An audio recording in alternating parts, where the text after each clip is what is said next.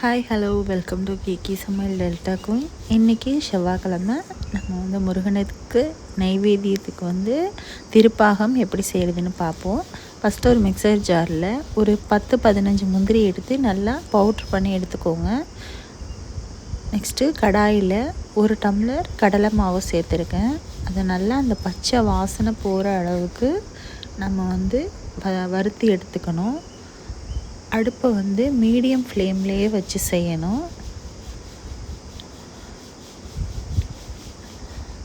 செவ்வாய்க்கிழமைகளில் சஷ்டியில் முருகனுக்கு நெய்வேத்தியமாக செய்யலாம்.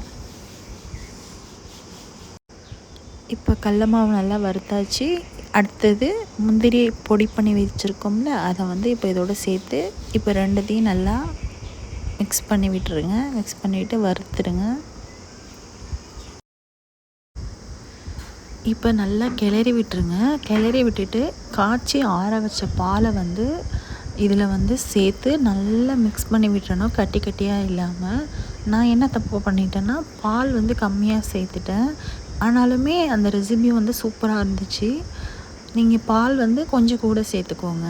இப்போ இதில் பாலை ஊற்றி நல்லா இந்த கட்டி இல்லாமல் நல்லா கிளறி விட்டுருங்க. அடுப்பை ஆஃப் பண்ணிவிட்டு கூட நீங்கள் செய்யலாம். செஞ்சுட்டு அதுக்கப்புறம் அடுப்பை ஆன் பண்ணிக்கலாம்.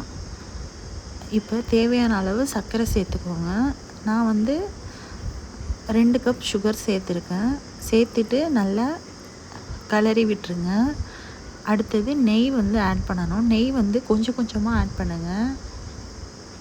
1 ஸ்பூன் விட்டுட்டு நல்லா கிளறி விட்டுட்டு மறுபடியும் கொஞ்சம் நெய் ஆட் பண்ணுங்கள்.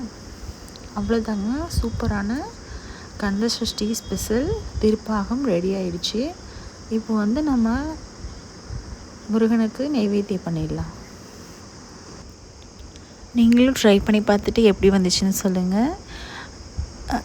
கிக்கி சமையல் டெல்டா குயினை சப்ஸ்கிரைப் பண்ணுங்கள், சப்போர்ட் பண்ணுங்கள். வெற்றிவேல் முருகனுக்கு அரோகரா, வீரவேல் முருகனுக்கு அரோகரா, ஞானவேல் முருகனுக்கு அரோகரா.